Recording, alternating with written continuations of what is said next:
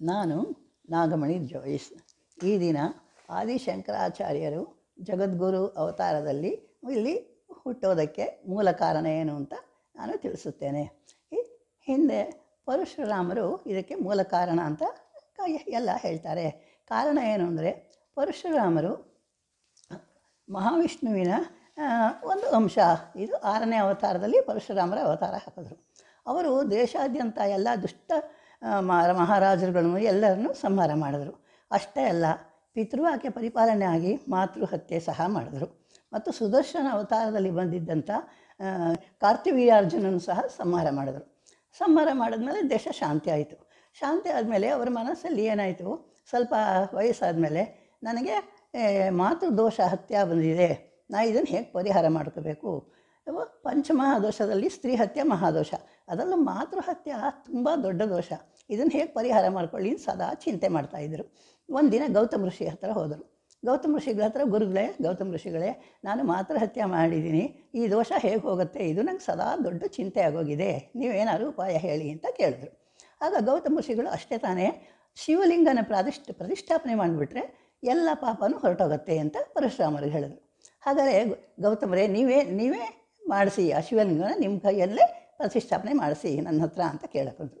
ಗೌತಮ ಋಷಿಗಳು ಅದಕ್ಕೆ ಒಪ್ಕೊಂಡು ಸೀದಾ ಇವತ್ತಿನ ದಿನ ಯಾವುದು ದಕ್ಷಿಣ ಕಾಶಿ ಅಂತ ಹೇಳ್ತೀವೋ ಅದರ ಹೆಸರು ನಂಜನಗೂಡು. ಈ ನಂಜನಗೂಡಲ್ಲಿ ನಂಜುಂಡೇಶ್ವರನ ವಿದ್ಯುಕ್ತವಾಗಿ ಶಾಸ್ತ್ರೋಕ್ತವಾಗಿ ಗೌತಮ ಋಷಿಗಳೇ ಸ್ಥಾಪನೆ ಮಾಡಿಸಿದ್ರೆ ನಿಂಗೆ ಸಮಾಧಾನ ಆಯಿತಾ ಅಂತ ಕೇಳಿದ್ರು. ಆಗ ಪರಶುರಾಮ ಹೇಳಿದ್ರು, ಸಮಾಧಾನ ಆಯಿತು, ಆದರೆ ಬ್ರಹ್ಮ ವಿಷ್ಣು ದೇವತೆಗಳು ಎಲ್ಲರೂ ಬಂದು ದರ್ಶನ ಮಾಡಲಿ ಅನ್ನೋದು ನಂಗೆ ತುಂಬ ಆಸೆ, ಪ್ರಜೆಗಳು ಸಹ ಒಂದೇ ಸಲ ದೇವ್ರನ್ನ ದರ್ಶನ ಮಾಡಲಿ ಅಂತ ಆಸೆ ಇದೆ ಅಂದರು. ಅಷ್ಟೇ ತಾನೇ. ಹಾಗೆ ನಾಳೆದಿಂದನೇ ರಥ ಅಂತಿಡೋಣ, ರಥದಲ್ಲಿ ದೇವರು ಕುಳಿತುಕೊಂಡ್ರೆ ಎಲ್ಲರೂ ಒಂದೇ ಸಲ ಕಾಣಿಸ್ಕೊತಾನೆ, ಬ್ರಹ್ಮ ವಿಷ್ಣು ಎಲ್ಲರನ್ನೂ ನಾನು ಕರೀತೀನಿ ಅಂತ ಎಲ್ಲರಿಗೂ ಕೇಳಿದ್ರು. ಎಲ್ಲರೂ ಖುಷಿಯಾಗಿ ಈಶ್ವರನ ರಥಯಾತ್ರೆಯಾಗಿ ಬಂದರು. ಮಾಯಾಸುರಂಗೆ ಹೇಳಿದ್ರು, ದೊಡ್ಡ ರಥ ಸ್ಥಾಪನೆ ಮಾಡು. ಅವನು ಮಾಯಾಸುರ ತಕ್ಷಣದಲ್ಲೇ ಅವನು ಮಾಡೋ ಶಕ್ತಿ ಇತ್ತು, ದೇವಶಿಲ್ಪಿ ಅವನು ಗೋಪುರದ ಎತ್ತರದಲ್ಲಿ ದೊಡ್ಡ ರಥನ ಸ್ಥಾಪನೆ ಮಾಡ್ದ. ಅಲ್ಲಿ ಈಶ್ವರನ ಇಟ್ಟರು, ರಥ ಹಿಂಭಾಗದಲ್ಲಿ ಬೇರೆ ಬೇರೆ ಇಟ್ಬಿಟ್ಟು ಸ್ಥಾಪನೆ ಮಾಡಿದಾಗ ಏನು ಮಾಡಿದ್ರು, ಗೌತಮ ಋಷಿಗಳು ಅಯ್ಯೋ ಬ್ರಹ್ಮ ನೀವೇ ಮುಂದೆ ಶುರು ಮಾಡಬೇಕು ಅಂತ ಹೇಳಿದಾಗ ಬ್ರಹ್ಮ ಮಂತ್ರ ಶುರು ಮಾಡಿದ್ರು. ಏನು, ಬ್ರಹ್ಮ ಹೇಳಿದ ಮಂತ್ರ, ದೇವತೆಗಳು ಎಲ್ಲರೂ ಮಂತ್ರ ಶುರು ಮಾಡ್ತಿದ್ದಾಗೆ ಅದಕ್ಕೇನು ಹಗ್ಗಕ್ಕೆ ಎಳೀಲಿಲ್ಲ, ಮಂತ್ರ ಪ್ರಭಾವದಿಂದ ರಥನೇ ಪೂರ್ತಿ ದೇವಸ್ಥಾನ ಸುತ್ತು ಬಂತು. ದೇವತೆಗಳೆಲ್ಲ ಮೇಲ್ಗಡೆ ಇದ್ದರು, ಯಾಕೆ ದೇವತೆಗಳು ಭೂಮಿ ತುಳಿಯಲ್ಲ, ಅದರಿಂದ ಗೋಪುರದಲ್ಲೇ ಎಲ್ಲರೂ ನಿಂತ್ಕೊಂಡ್ರು. ಋಷಿ ಮುನಿಗಳೆಲ್ಲ ರಥದ ಮುಂದೆ ಸುತ್ತಬಿಟ್ಟು ತುಂಬ ಅದ್ಧೂರಿಯಾಗಿ ನಡೀತು. ಅದ್ದೂರಿಯಾಗಿ ನಡೀದ. ಮಹಾವಿಷ್ಣು ಹೇಳ್ದ, ಈ ದಿನದಿಂದ ವರ್ಷಕ್ಕೊಂದ್ಸಲ ಇದು ಬ್ರಹ್ಮನೇ ಶುರು ಮಾಡಿಸಿರೋದ್ರಿಂದ ಇದಕ್ಕೆ ಬ್ರಹ್ಮೋತ್ಸವ ಅಂತ ಕರೀತಾರೆ.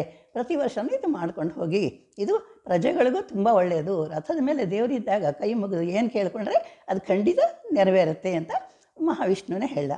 ಮತ್ತು ಇನ್ನೊಂದೇನು, ಯಾರು ನಂಜುಂಡೇಶ್ವರನ ದರ್ಶನ ಮಾಡ್ತಾರೋ ಅವರು ಪರಶುರಾಮನ ದರ್ಶನ ಸಹ ಮಾಡಿ ಹೋಗಬೇಕು, ಅದು ಪೂರ್ಣ ಫಲ ಸಿಗತ್ತೆ. ಅಲ್ಲೇ ದೇವಸ್ಥಾನದ ಪಕ್ಕದಲ್ಲೇ ಪರಶುರಾಮನ ದೇವಸ್ಥಾನವೂ ಇದೆ ಅಂತ ಅದನ್ನು ಸಹ ಹೇಳಿದ್ರು. ಅದೇ ಪ್ರಕಾರ ಇವತ್ತಿನ ತನಕ ಸಹ ಆ ಬ್ರಹ್ಮರಥೋತ್ಸವ ನಡೆಯುತ್ತೆ. ಮತ್ತು ನಂಜುಂಡೇಶ್ವರಕ್ಕೆ ಲಕ್ಷಾಂತರ ಭಕ್ತರು ಬಂದು ತಮ್ಮ ಆಸೆನ ಹೇಳಿ ದೇವ್ರ ಹತ್ರ ಈಡೇರಿಸ್ಕೊಳ್ತಾ ಇದ್ದಾರೆ. ಇವತ್ತಿಗೂ ಸಹ ತುಂಬ ವಿಜೃಂಭಣೆಯಿಂದ ದೇವಸ್ಥಾನದಲ್ಲಿ ಭಕ್ತರು ಲಕ್ಷಾಂತರ ಬರೋದು ಬರ್ತಾ ಇದ್ದಾರೆ. ಸ್ವಲ್ಪ ದಿನದ ಮಟ್ಟಿಗೆ ಇವ್ರಿಗೇನಾಯಿತು, ಪರಶುರಾಮರಿಗೆ ಚಿಂತೆ ಕಮ್ಮಿ ಆಯಿತು. ಆದರೆ ಪುನಃ ಶುರುವಾಗೋಯ್ತು. ನಿಜ, ಮಾತೃಹತ್ಯಾ ದೋಷ, ಹೇಗೆ ಹೋಗುತ್ತೆ, ನಾನು ಮಹಾರಾಜರೆಲ್ಲರನ್ನೂ ಸಂಹಾರ ಮಾಡಿದ್ದೀನಿ, ಮಾತೃಹತ್ಯಾ ದೋಷ ಪೂರ್ತಿ ಹೋಗಿಲ್ಲ ಅಂತ ನನಗೆ ಅನ್ನಿಸ್ತಾ ಇದೆಯಲ್ಲ ಅಂತ ಯೋಚನೆ ಬಂತು. ಏನು ಮಾಡಲಿ ಅಂತ ಯೋಚನೆ ಮಾಡಿಬಿಟ್ಟು ಸೀದಾ ಮೇರು ಪರ್ವತಕ್ಕೆ ಹೊರಟೋಗ್ತೀನಿ, ಅಲ್ಲಿ ತಪಸ್ಸು ಕೂತ್ಕೋತೀನಿ ಅಂತ ಹೋದರು. ಹೋಗುವಾಗ ಅನೇಕ ಕಡೆ ತನ್ನ ಪರಶುವನ್ನು ತೊಳೆದ್ರು ನೀರಿನಲ್ಲಿ. ಅದೆಲ್ಲ ಒಂದೊಂದು ಪುಣ್ಯಕ್ಷೇತ್ರ ಆಯಿತು. ಮೇರು ಪರ್ವತದಲ್ಲಿ ತಪಸ್ಸು ಕುಳಿತುಕೊಂಡ್ರೆ ಏನಾಯಿತು, ಅವನಿಗೆ ನಿಶ್ಚಿಂತೆಯಿಂದ ತಪಸ್ಸು ಮಾಡೋಕ್ಕೆ ಸಾಧ್ಯ ಆಗಲಿಲ್ಲ. ಮನಸ್ಸಲ್ಲಿ ಸದಾ ಚಿಂತೆ ಕುರಿತಾ ಇದೆ, ನಾ ಯಾಕೆ ಹೀಗಾಗ್ತಾ ಇದೆ ಅಂತ ಅವ್ನಿಗೆ ಯೋಚನೆ ಆಗ್ತಾಯಿತ್ತು.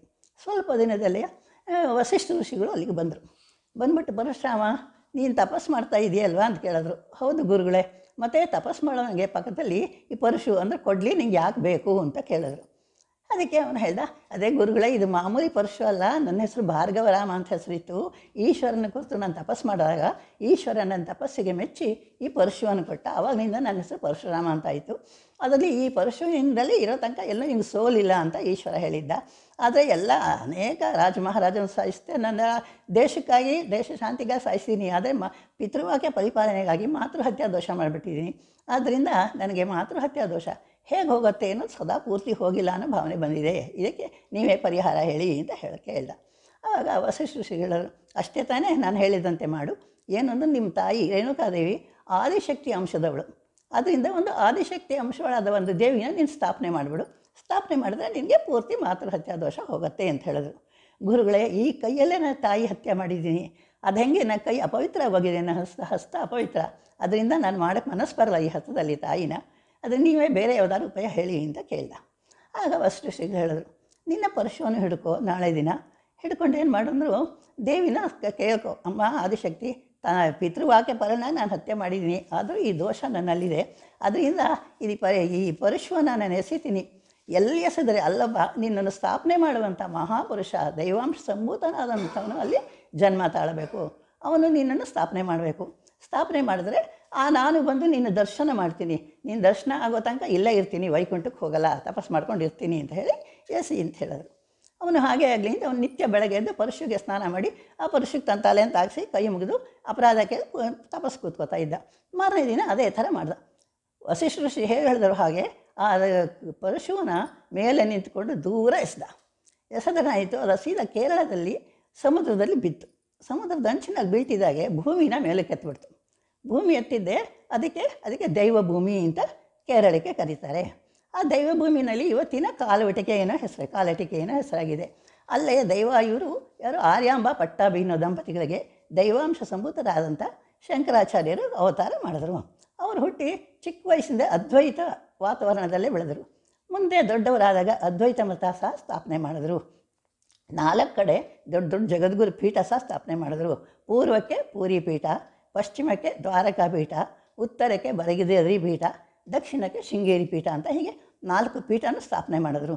ಸ್ಥಾಪನೆ ಮಾಡಿದ್ವಿ ಇಲ್ಲಿ ಧರ್ಮ ವಿಚಾರವಾಗಿ ಎಲ್ಲರೂ ಸುಖ ಶಾಂತಿಯಿಂದ ದೇಶ ಇದಕ್ಕೆ ಏನು ಮಾಡಬೇಕು ಅನ್ನೋ ಬದಲಿಗೆ ಎಲ್ಲರಿಗೂ ಉಪದೇಶ ಮಾಡಿದ್ರು. ಅನೇಕ ಸ್ತೋತ್ರ ಪೂಜೆ ಮಂತ್ರ ಮನುಷ್ಯರು ಸೂಕ್ಷ್ಮದಲ್ಲಿ ಮೋಕ್ಷ ಸಿಗಬೇಕು ಅಂದರೆ ಹೇಳೋ ಸ್ತೋತ್ರದಲ್ಲೇ ಸಿಗಬೇಕು. ಎಲ್ಲರ ಪೂಜೆ ಗಂಟೆಗಟ್ಟಲೆ ಮುಂದಿನ ದಿನದಲ್ಲಿ ಮಾಡೋಕ್ಕೆ ಸಾಧ್ಯ ಆಗಲ್ಲ. ಈ ಶ್ಲೋಕಗಳನ್ನು ಭಕ್ತಿಯಿಂದ ಹೇಳ್ಕೊಂಡು ಹೋದರೆ ಸಾಕು ಅಂತ ಹೇಳಿಬಿಟ್ಟು ಅನೇಕ ಲಕ್ಷಾಂತರ ಪೂಜೆ ಎಲ್ಲ ಬ್ರಹ್ಮ ವಿಷ್ಣು ಈಶ್ವರ ಎಲ್ಲರ ಅಷ್ಟಕಗಳು ಅಷ್ಟೋತ್ರ ಎಲ್ಲ ಅನೇಕ ಬರೆದಿಟ್ರು. ಇದು ಜನಗಳಿಗೆ ತುಂಬ ಉಪಕಾರವಾಗಿದೆ. ಶೃಂಗೇರಿಯಲ್ಲಿ ಇವತ್ತಿಗೂ ತುಂಬ ಚೆನ್ನಾಗೂ ಜಗದ್ಗುರು ಪೀಠ ಪಾರಂಪರ್ಯವಾಗಿ ನಡ್ಕೊಂಡು ಬರ್ತಾ ಇದೆ. ತುಂಬ ಚೆನ್ನಾಗಿ ಪೂಜೆ ನಡೀತಾ ಇದೆ. ನಮ್ಮ ಕರ್ನಾಟಕದ ಅದೃಷ್ಟ ಈ ಶೃಂಗೇರಿ ಶಾರದಾಂಬೆ. ಇಲ್ಲಿ ಅವಳ ಮೂಲ ಹೆಸರು ಉಭಯ ಶಾರತಿ ಅಂತ. ಇವರು ಶಾರದಾಂಬ ಅನ್ನೋ ಹೆಸರಿನಲ್ಲಿ ಪ್ರತಿಷ್ಠಾಪನೆ ಮಾಡಿದ್ರೆ ಈ ಮೊದಲು ಇವರು ಪರಶುರಾಮ ಬಂದು ಅಗೋಚರವಾಗಿ ಬಂದು ದರ್ಶನ ಮಾಡಿ ಕೈ ಮುಗಿದು, ಅಮ್ಮ ಇವತ್ತಿನ ದಿನ ನನ್ನ ಮನಸ್ಸು ಶಾಂತಿ ಆಯಿತು, ನನಗೆ ಸ್ತ್ರೀ ಹತ್ಯಾದ ವರ್ಷ ಪೂರ್ತಿ ಹೋಯಿತು ಅಂತೇಳಿ ವೈಕುಂಠಕ್ಕೆ ಹೋದ. ಇದಕ್ಕೆ ಶಾರದಾಂಬೆ ಸ್ಥಾಪನೆಗೆ ಇನ್ನೂ 2 ಕಾರಣಗಳು ಹೇಳ್ತಾರೆ. ಏನು ಕಾರಣ ಅಂದರೆ ಮಹಾವಿಷ್ಣುವಿನ ವರಹಾವತಾರದಲ್ಲಿ ಏನು ಅಂದರೆ ವರಹಾವತಾರದಲ್ಲಿ ಹಿರಣ್ಯಾಕ್ಷನನ್ನು ಅವನ ಜೊತೆ ಯುದ್ಧ ಮಾಡಿ ಸಾಯಿಸ್ಬೇಕಾಗಿ ಬಂತು. ಅವನು ಹಿರಣ್ಯಾಕ್ಷ ಏನು ಮಾಡಿದ, ಭೂಮಿನ ತೆಗೆದು ಸಮುದ್ರಕ್ಕೆ ಹಾಕ್ಬಿಟ್ರೆ ಅಯ್ಯೋ ಭೂಮಿನ ಹೇಗಿರ್ತದು ಅಂದ ತಕ್ಷಣ ವರಹಾವತಾರ ಆ ಹಿರಣ್ಯಾಕ್ಷನ ಸಾಯಿಸಿ, ಅಮ್ಮ ಇಷ್ಟು ದೊಡ್ಡ ಭೂಮಿನ ಹೇಗೆ ನನ್ನ ಕೈಯಲ್ಲಿ ಎತ್ತಿ ನೀನೇ ಸಹಾಯ ಮಾಡು ಅಂತ ಆಕಾಶ ನೋಡಿ ಕೈ ಮುಗಿದ. ತಕ್ಷಣ ಅವನ ಮೂಗಿನ ಮುಮ್ಮದಲ್ಲಿ 2 ಶೃಂಗ ಎತ್ತು ಆ ಪಕ್ಕ ಈ ಪಕ್ಕ. ಆವಾಗ ಸಮುದ್ರಕ್ಕೆ ಹಾರಿ ಬೆಲೂನ್ ಎತ್ತಿದಂತೆ ಭೂಮಿನ ಮೇಲೆ ಎತ್ತಿ ಮೇಲೆ ತಂದಿಟ್ಬಿಟ್ಟ. ಅಮ್ಮ ಎಂಥ ಉಪಕಾರ ಮಾಡಿದೆ, ಕಣ್ಣಿಂದ ನನ್ನ ಕೈಯಿಂದ ಸಾಧ್ಯ ಆಗ್ತಿರಲಿಲ್ಲ, ನೀನು ಕೊಟ್ಟಿರೋ ಇದರಿಂದಲೇ ಶಕ್ತಿಯಿಂದನೇ ಸಾಧ್ಯ ಆಯಿತು. ಅದರಿಂದ ಈ ಶೃಂಗ ಒಂದು ಪವಿತ್ರವಾಗಲಿ, ಈ ಶೃಂಗನ ಎಲ್ಲೆಸಿತೀನೋ ಅಲ್ಲಿ ಒಂದು ಮಹಾಶಕ್ತಿ ನೀನು ಅಲ್ಲಿ ಯಾರು ಸ್ಥಾಪನೆ ಮಾಡಲಿ ನಿನ್ನ ಅಂತ ಕೇಳಿಕೊಂಡು ಎಸೆದ್ರು. ಅದೇ ಸೀದಾ ಬಂದು ದಕ್ಷಿಣದಲ್ಲಿ ಗಿರಿಗಳ ಮಧ್ಯದಲ್ಲಿ ಆ ಶೃಂಗ ಬಿತ್ತು. ಅದಕ್ಕಾಗಿ ಶೃಂಗೇರಿ ಅನ್ನೋ ಹೆಸರು ಬಂತು. ಅದು ಆ ಒಬ್ಬರು ಮಹರ್ಷಿಗಳು ಅದನ್ನು ಅಪವಿತ್ರ ಆಗದಂತೆ ಆ ಜಾಗವನ್ನು ಕಾಪಾಡ್ತಾಯಿದ್ರು. ಅದಕ್ಕೆ ಶೃಂಗ ಮಹರ್ಷಿ ಅಂತ ಅವ್ರ ಹೆಸರು. ಇದು ಒಂದು ಕಾರಣ ಇದೆ. ಆ ಜಾಗವನ್ನು ಪವಿತ್ರವಾಗಿರೋ ಶಂಕರಾಚಾರ್ಯರು ಅದಕ್ಕೆ ಅದೇ ಸ್ಥಾನದಲ್ಲಿ ಬಂದು ಶಾರದಾಂಬೆನ ಸ್ಥಾಪನೆ ಮಾಡಿದ್ರು. ಇನ್ನೊಂದು ಕಾರಣ ದೂರ್ವಾಸರಿಗೂ ಇವಳಿಗೂ ಬ್ರಹ್ಮಲೋಕದಲ್ಲಿ ವಾದ ಬಂತು. ಆವಾಗ ದೂರ್ವಾಸರ ಕೋಪದಿಂದ ನೀನು ಭೂಮಿನಲ್ಲಿ ಅವತಾರ ಮಾಡು ಅಂದರು. ಆವಾಗ ಅವಳು ಸರಸ್ವತಿ ಹೇಳಿದ್ಲು, ಒಬ್ಬ ಮಹಾಪುರುಷ ದೈವಾಂಶ ಸಂಭೂತ ನನ್ನನ್ನು ಸ್ಥಾಪನೆ ಮಾಡಿದ್ರೆ ನಾನು ಸಂತೋಷವಾಗಿ ಅಲ್ಲಿ ನಾನು ಇರ್ತೀನಿ ಅಂತ ಹೇಳಿದ್ಲು. ಈ 2 ಕಾರಣನೂ ಸಹ ಅದರಲ್ಲಿದೆ ಶಾರದಾಂಬೆ ಸ್ಥಾಪನೆ ಆಗೋಕ್ಕೆ. ನಾವು ಕರ್ನಾಟಕರು ತುಂಬ ಅದೃಷ್ಟವಂತರು. ದೈವಾಂಶ ಸಂಭೂತರಾದ ಜ್ಞಾನದೇವತೆ ಶಾರದಾಂಬೆ ಇಲ್ಲಿ ಕರ್ನಾಟಕದಲ್ಲೇ ಇರೋದ್ರಿಂದ ಎಲ್ಲರೂ ನಮ್ಮ ಆಸೆ ತೀರಲು ಒಂದೊಂದು ಸಲ ಅವಳ ದರ್ಶನ ಮಾಡಿ ಕೈ ಮುಗಿದರೆ ನಮ್ಮ ಮನಸ್ಸು ಎಲ್ಲ ನೆರವೇರುತ್ತೆ.